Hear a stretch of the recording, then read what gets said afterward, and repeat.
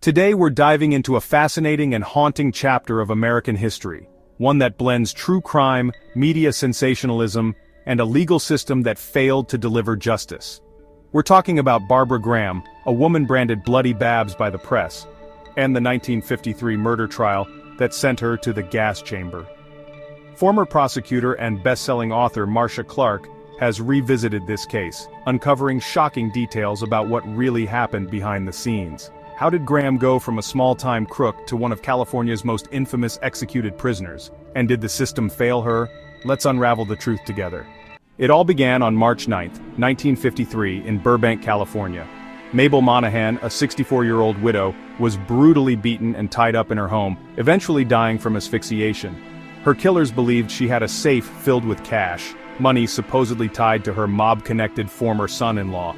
The police quickly arrested 3 suspects: Barbara Graham, Jack Santo, and Emmett Perkins. Barbara, at just 30 years old, became the face of the crime. The media latched onto her, dubbing her Bloody Babs and painting her as a cold-blooded killer who pistol-whipped Mabel herself. But was that really true? Barbara's trial was far from fair. Marcia discovered shocking inconsistencies in the prosecution's case. A key witness, John True, was granted immunity to testify against Barbara. He claimed she attacked Mabel first, but his original statement told a different story. Here's the kicker: that statement, which conflicted with his testimony, was never shared with the defense.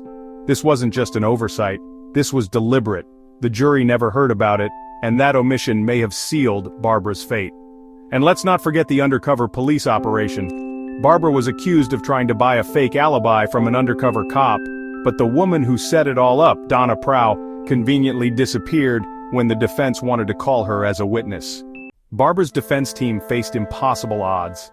They had no access to private investigators, no funds to track down witnesses, and no resources to challenge the prosecution's narrative. Marcia Clark's research highlights just how broken the system was. Witnesses were hidden, critical evidence was withheld, and the defense had no way to properly advocate for their client. Barbara may have been there the night of the crime, but Clark's investigation suggests she wasn't the one who beat Mabel Monahan. The evidence against her relied on shaky testimonies and manipulated narratives.